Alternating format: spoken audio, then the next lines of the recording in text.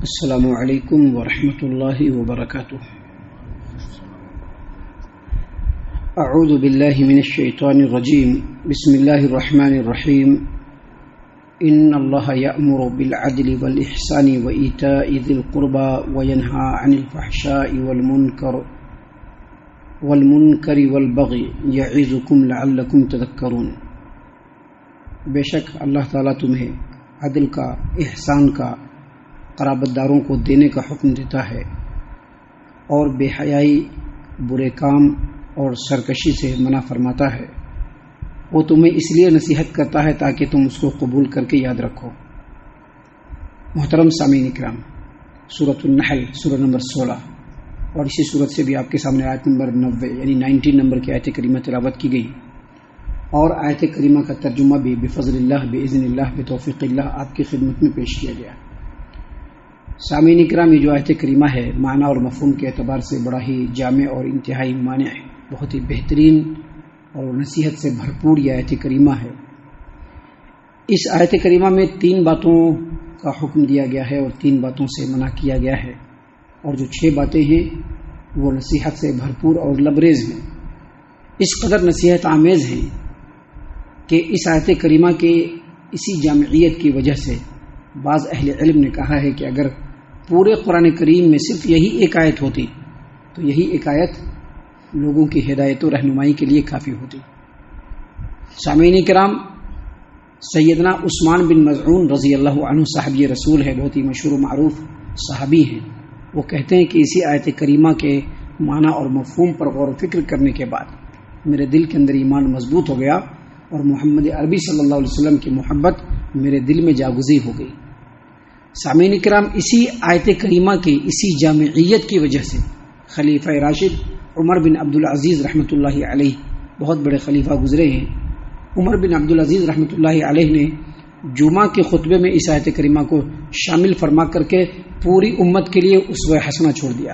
آپ دیکھیں گے آج بھی جب جمعہ کا خطبہ ہوتا ہے تو اس میں یہ آیت کریمہ پڑھی جاتی ہے، ان اللہ یأمر بالعدل والاحسان وایتاء ذی القربى وینہی عن الفحشاء والمنکر والبغی یعظکم لعلکم تذکرون۔ آپ کبھی بھی جمعہ کا خطبہ سنیں گے تو یہ آیت کریمہ پڑھا جاتا ہے، اس لیے کہ خلیفہ راشد عمر بن عبدالعزیز رحمۃ اللہ علیہ نے جمعہ کے خطبے میں اس آیت کریمہ کو شامل فرمایا اور فرما کر کے پوری امت کے لیے اسوہ حسنہ چھوڑ دیا۔ سامعین کرام، اس آیت کریمہ میں 3 باتوں کا حکم دیا گیا ہے اور 3 باتوں سے منع کیا گیا ہے۔ تو آج کے اس درس میں اسی آیت کریمہ کے پہلے پارٹ کے اوپر، پہلے ٹکڑے کے اوپر، پہلے حصے کے پر ہم گفتگو کریں گے۔ وہ 3 باتیں جن کا حکم دیا گیا ہے اس کے بارے میں ہم ڈسکس کریں گے۔ دیکھیے، اس آیت کریمہ میں سب سے پہلے اللہ تبارک و تعالیٰ نے حکم دیا۔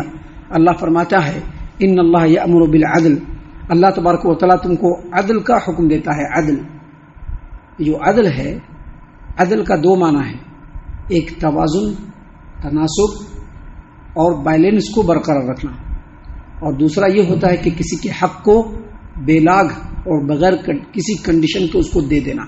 کسی کے حق کو بے لاگ اور بغیر کسی کنڈیشن کے اس کو دے دینا، یہ 2 معنی ہے۔ پہلے معنی کے اعتبار سے اللہ تبارک و تعالیٰ کے اس کلام میں جو پہلا معنی ہے عدل، جس کا معنی ابھی ہم نے آپ کے سامنے بیان کیا، توازن اور تناسب اور بیلنس برقرار رکھنا، روایت کیا جاتا ہے کہ بالعدل قامت السماوات والارض، عدل کے ذریعے سے ہی آسمان و زمین قائم ہے۔ عدل کے ذریعے سے ہی آسمان و زمین قائم ہے۔ اس کا مطلب یہ ہے کہ اللہ تبارک و تعالیٰ نے اس کائنات کے اندر جو ستارے اور سیارے جو مقرر فرمائے ہیں پیدا کر کے، اس کے اندر اس قدر توازن، اس قدر تناسب اور اس قدر بیلنس ہے، جس بیلنس سے، جس توازن سے، جس تناسب سے یہ پوری کائنات چل رہی ہے، آسمان و زمین قائم ہے، اس قدر توازن ہے، اس قدر تناسب ہے، اس قدر بیلنس ہے کہ اگر اس میں ایک رتی بھی فرق پڑ جائے تو زمین و آسمان ایک دوسرے سے ٹکرا جائے اور پوری کائنات تباہ و برباد ہو جائے۔ سامعین کرام، یہ جو تناسب ہے، یہ جو بیلنس ہے، یہ ظاہری طور پر بھی ہے اور باطنی امور میں بھی ہے۔ اللہ تبارک و تعالیٰ نے قرآن کریم میں بیان فرمایا، الذی خلقک فسواک فعدلک، الذی خلقک فسواک فعدلک، وہی وہ ذات گرامی ہے جس نے تم کو پیدا کیا، تمہارے اعضاء کو ٹھیک کیا اور تمہارے تمام جسمانی حصوں کو ظاہری اعتبار سے بھی باطنی اعتبار سے بھی اور تمہارے مزاج کو بھی معتدل کیا۔ تو یہاں پر عدل کا مطلب ظاہری اعتبار سے بھی ہے اور باطنی اعتبار سے بھی ہے۔ سامعین کرام، اس معنی پر غور کریں گے تو اس لحاظ سے قرآن کے حساب سے اور اللہ تبارک و تعالیٰ کے کلام کے حساب سے اس کا دو معنی اور نکلتا ہے۔ ایک مطلب ہوتا ہے برابر، یعنی ایک چیز ہے اس کے برابر اگر کوئی چیز ہے اس کو بھی عدل کہتے ہیں۔ مثال کے طور پر اللہ تبارک و تعالیٰ نے قرآن کریم سورۃ المائدہ آیت نمبر 95 میں بیان فرمایا، او کفارۃ طعام مساکین او عدل ذلک صیاما، یعنی ایک کام ہے جس کے اندر اگر غلطی ہو گئی تو اللہ نے کہا کہ اس کا کفارہ کچھ مسکینوں کو کھانا کھلانا ہے۔ کچھ مسکینوں کا مطلب 30 مسکینوں کو، او عدل ذلک صیاما، اور اگر کسی کو کچھ مسکینوں کو کھانا کھلانے کی طاقت نہیں ہے تو اس کے برابر اس کو روزہ رکھنا ہوگا۔ تو یہاں پر عدل کا مطلب کیا ہو گیا؟ برابر۔ اسی طرح سے عدل کا مطلب معاوضہ اور بدلہ بھی ہوتا ہے، جیسا کہ اللہ تعالیٰ نے قرآن کریم سورۃ البقرہ آیت نمبر 48 میں فرمایا، وَلَا يُقْبَلُ مِنْهَا شَفَاعَةٌ وَلَا يُؤْخَذُ مِنْهَا عَدْلٌ، جب قیامت قائم ہوگی تو کسی کی کوئی سفارش بھی قبول نہیں کی جائے گی اور کسی کی طرف سے کوئی بدلہ اور معاوضہ بھی قبول نہیں ہوگا۔ تو یہ عدل کا لغوی معنی ہے۔ عدل کا جو دوسرا معنی ہم نے بتلایا، کسی کے حق کو بے لاگ اور بغیر کسی کنڈیشن کے دے دینا، اس کو کہتے ہیں عدل۔ ہمارے سماج و معاشرے میں عدل کا جو معنی کیا جاتا ہے انصاف۔ ہمارے سماج و معاشرے میں عدل کا معنی کیا کیا جاتا ہے؟ انصاف۔ لیکن عدل اور انصاف میں فرق ہے۔ ایک چیز ہے جس کے دو دعوے دار اگر ہو جائیں، ایک چیز ہے جس کے دو دعوے دار ہو جائیں تو ان دونوں کو آدھا آدھا دے دینا، یہ انصاف ہوتا ہے۔ ایک چیز ہے جس کے اوپر دو آدمی دعوے دار ہیں تو اس میں سے آدھا آدھا کر کے دونوں کو دے دیا، یہ انصاف ہے۔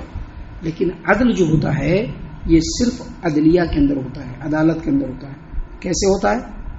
جیسے نبی صلی اللہ علیہ وسلم خود قاضی تھے، خود جج تھے۔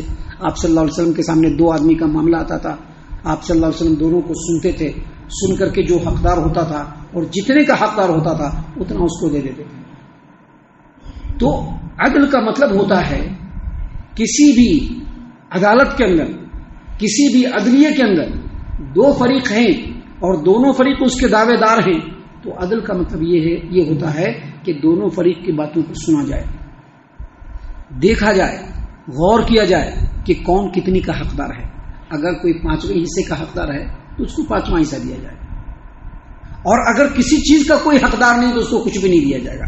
اسی کو کہتے ہیں عدل، جس کا مطلب اللہ تبارک و تعالیٰ نے یہاں پر حکم دیا ہے کہ ان اللہ یأمر بالعدل، اللہ تبارک و تعالیٰ تم کو عدل کا حکم دیتا ہے۔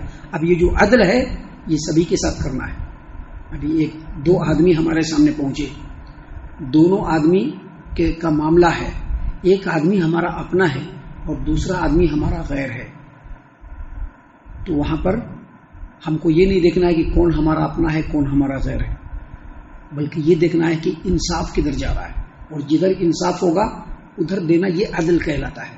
اللہ تعالیٰ نے قرآن کریم سورۃ المائدہ میں فرمایا اعدلوا، دیکھو انصاف کرو، وہ اقرب للتقوی، یہ انصاف کرنا ہی تقوی ہے، تقوی کے بڑی قریب ہے۔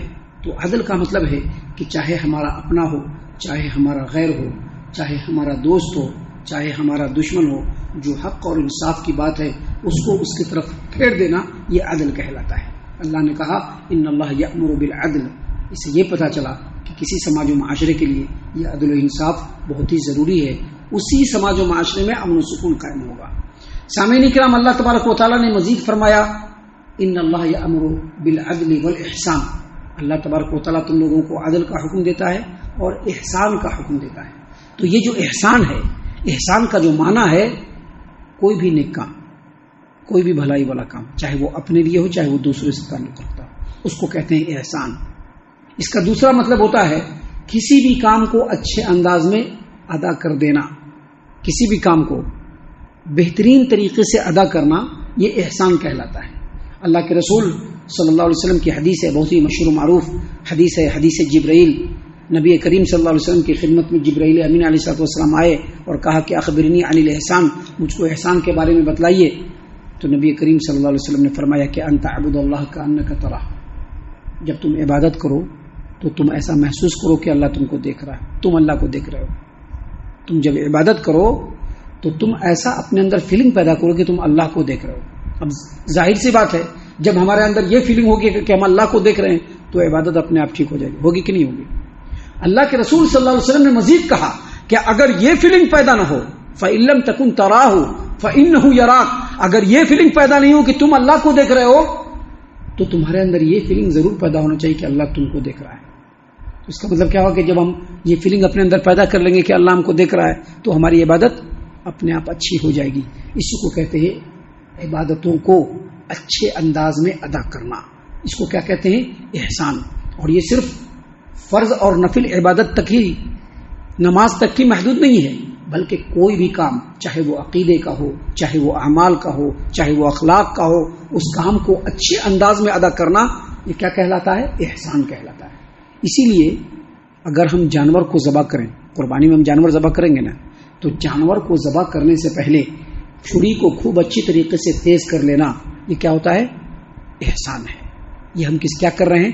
جانور پر احسان کر رہے ہیں۔ اللہ تعالیٰ نے قرآن کریم میں اس لیے کہا کہ ان اللہ یأمر بالعدل والاحسان، اللہ تبارک و تعالیٰ تم کو عدل کا بھی حکم دیتا ہے اور احسان کا بھی حکم دیتا ہے۔ یہ جو عدل ہے اور احسان ہے، یہ دونوں میں ایک معمولی فرق بھی ہے، جس کو سمجھنے کے لیے ہم آپ کے سامنے ایک مثال پیش کرتے ہیں۔ ایک دکاندار ہے جو سودا بیچتا ہے، کسٹمر اس کے دکان پر گیا اور کہا کہ سودا دیجیے۔ اب وہ سودا دینے کے لیے اس سودے کو تھیلے میں رکھے گا، کور میں رکھے گا اور رکھ کر کے اس کو ترازو پہ چڑھائے گا۔ تو ترازو پہ چڑھاتے وقت جو ترازو کی جو ڈنڈی ہوتی ہے وہ بالکل برابر کرتا ہے، نہ ادھر جھکاتا ہے نہ ادھر جھکاتا ہے، بالکل برابر کرتا ہے، تو اس کو کیا کہیں گے؟ عدل۔ اس کو کیا کہیں گے؟ عدل۔ لیکن وہی دکاندار کسٹمر کو سامان دیتے وقت تھوڑا جھکا کر کے، جدھر کسٹمر کا سامان ہے ادھر تھوڑا جھکا کر کے دے گا، اس کو کہتے ہیں احسان۔ اس کو کیا کہتے ہیں؟ احسان۔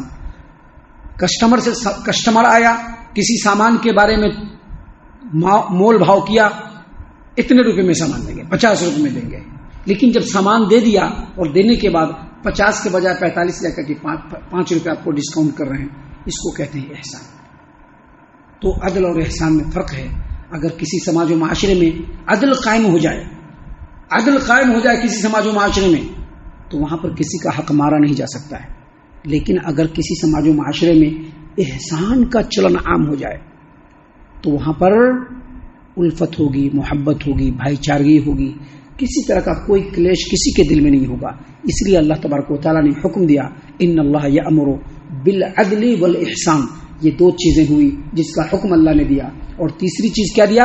وَإِيتَاءِ ذِي الْقُرْبَى، اپنے قرابت داروں کو دو۔